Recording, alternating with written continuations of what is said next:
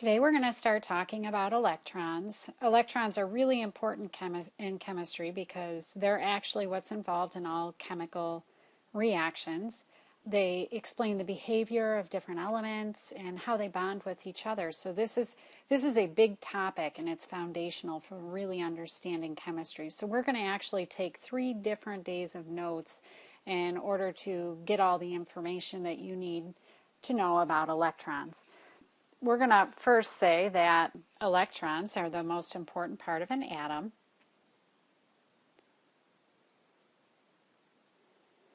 And that's because they actually are responsible for visible light.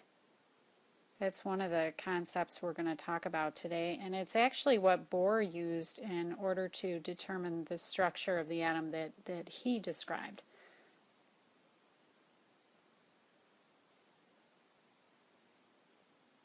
And then the other thing is that they actually hold atoms together in bonds.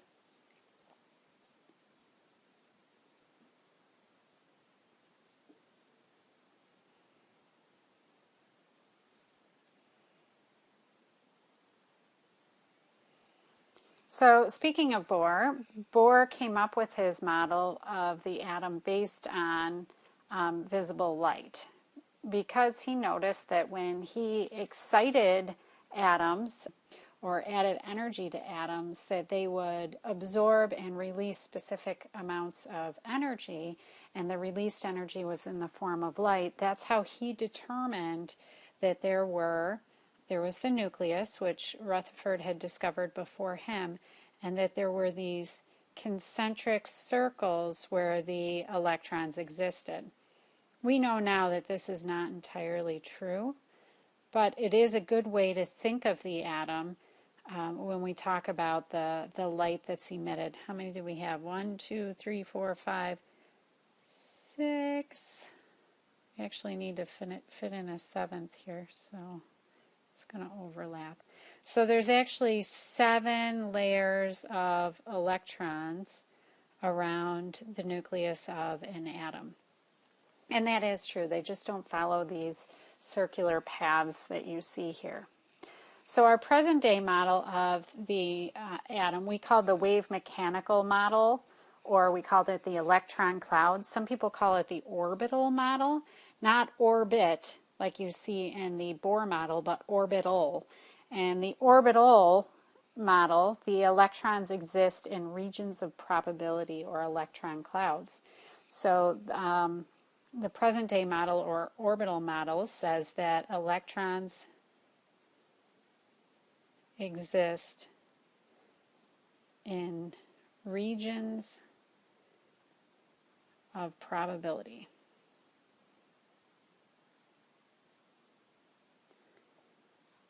Which doesn't really probably make a whole lot of sense at this point, but let me tell you what I'm talking about. There are actually 4 different regions of probability. One we call the s orbital, and the s orbital, or the s sublevel, there's just one orbital. And this looks like it's a path, like we see in the Bohr model, but it's not. It's actually a 3-dimensional circle, or a sphere. So an electron in the s sublevel can be anywhere in that sphere. We can't really say exactly where. As soon as you point to it, it's not there anymore. So it could be pretty much anywhere in that sphere. The orbital part of it is the orientation of that sphere. I could take that sphere and with the same central point, if I rotated it, it would still take up the same space. If that makes sense. So let's say this was the central point in that sphere. If I rotated that sphere around that point, if I'd drawn it more beautifully spherical, it would still take up the same space. The p sublevel is a little different, and we'll get into that rotational thing in just a second. The p sublevel actually looks kind of like, I don't know what it looks like. Some people say it looks like a dumbbell. I don't see it, but this looks like a propeller to me, more like that. Okay. This is also three-dimensional. It's not a path, it's a three-dimensional shape. And this one, because when we pick our, oh, my stylus didn't give me the right spot there. So if you pick your central spot and you rotate it, right now we're going to say that's in the Y plane. If I rotated that to the X plane, I could have another orbital looking a lot like this.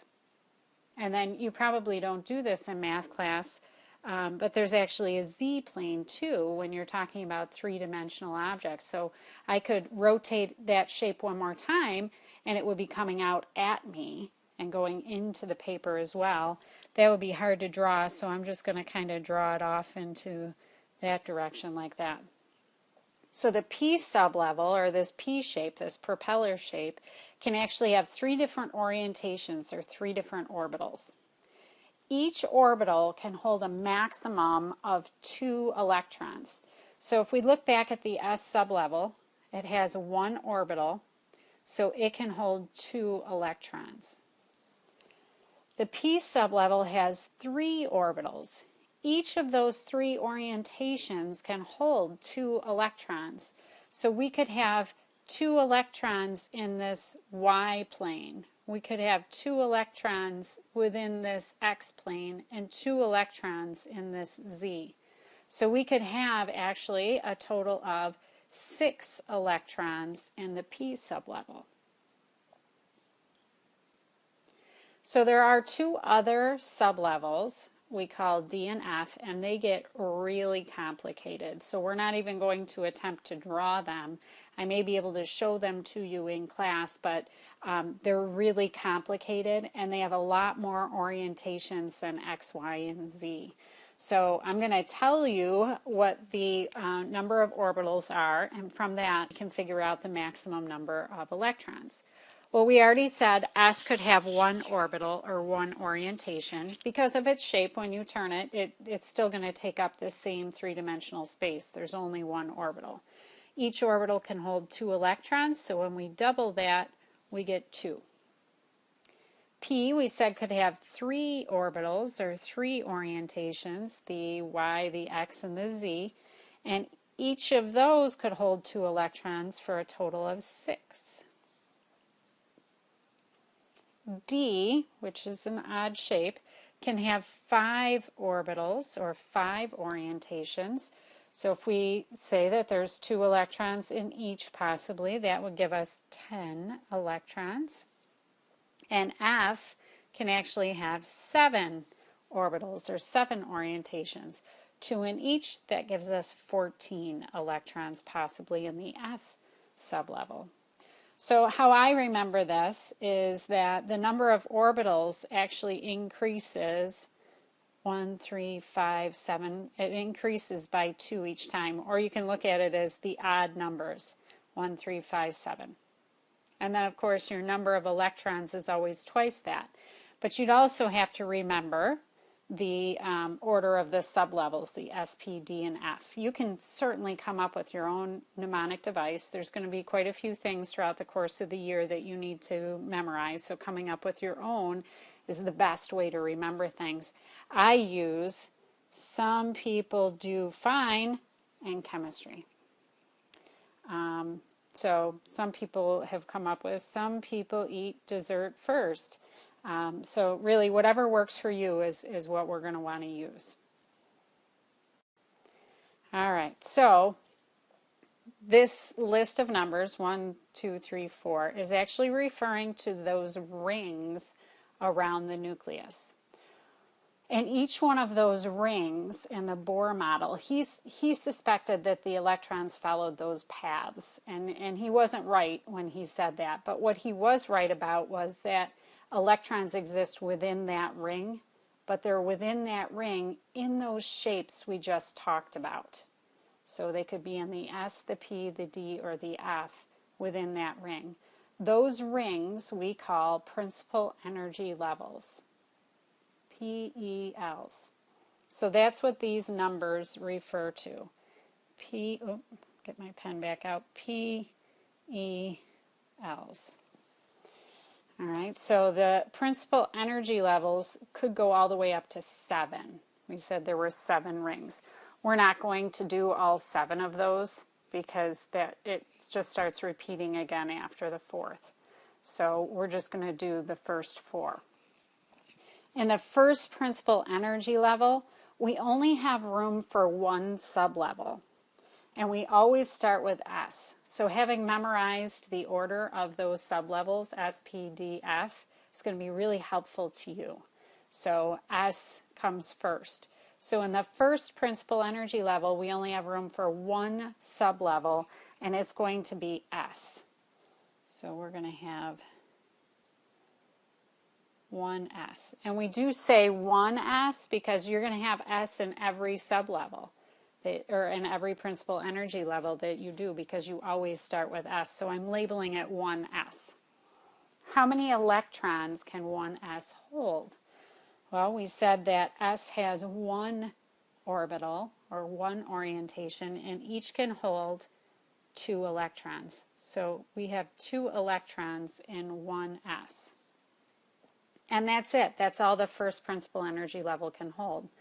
The second principal energy level, though, has room for 2 sublevels. Kind of makes sense. 1 has 1, 2 has 2. You can guess what 3 has. So we're going to start again with S, but now it's 2S. And then we're going to do 2P. Remember, it goes S, P, D, then F. By the way, as we go up in principal energy levels, the electrons actually have more energy. So the higher the principal energy level, the greater the energy those electrons have. So in the S2S, again, S has one orbital, which can hold 2 electrons. P has 3 orbitals, which can hold 6 electrons. So total in the second principal energy level, we can have 8 electrons.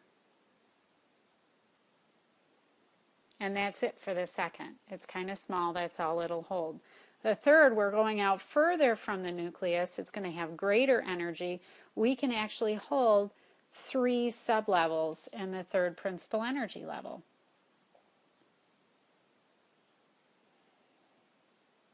Notice I drew that up a little higher, and you're going to see why in just a minute. But so again, we're going to start with S, and then P, and then the next one is D. Okay, so S, we said, has one orbital, which can hold 2 electrons. P has 3 orbitals, which can hold 6 electrons. And D has 5. 1, 3, 5. So that is 10 electrons from D. Oh, my pen's not working. Okay.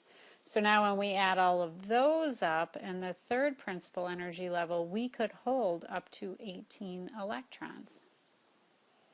Now here's where things start to get complicated. And I'll show you in another day of notes how you don't have to memorize this. But what happens in the fourth principal energy level is that 4S actually requires less energy than 3D. And just like chemists are lazy, so are atoms. They're going to fill the lowest energy level first. So what's going to end up happening, and if you go on in chemistry, you'll have to memorize this, but not here, we can actually fill 4S before we fill 4P,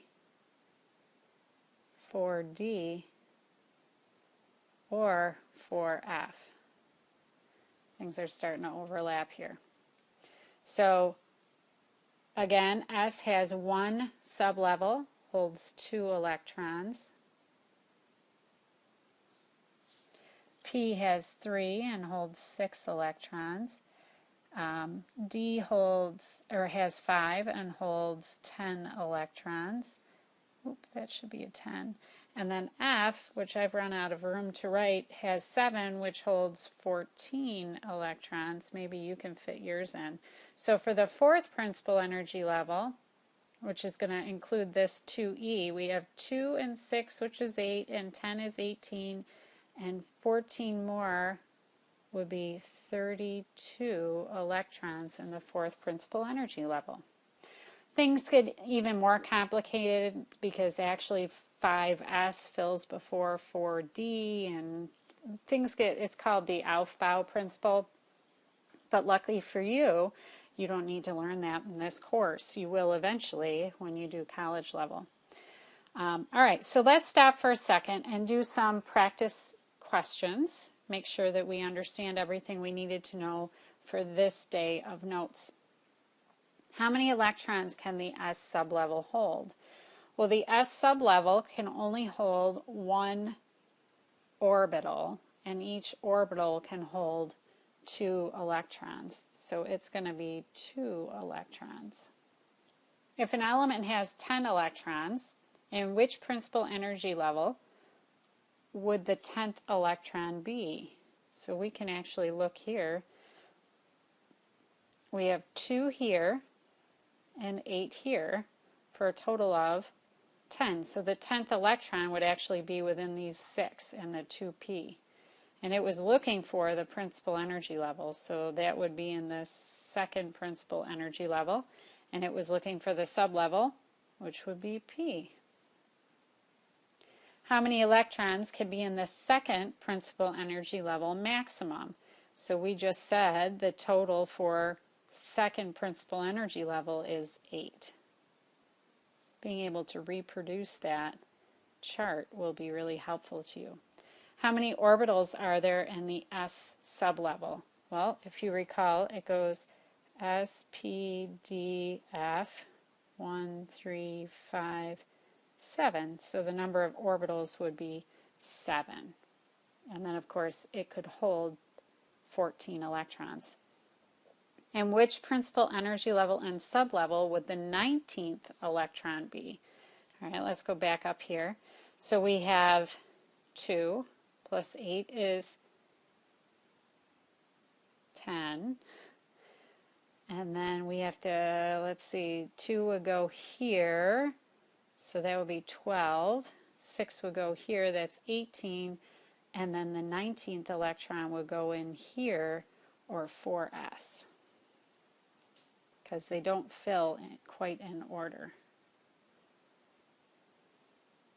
How many electrons can the d sublevel hold?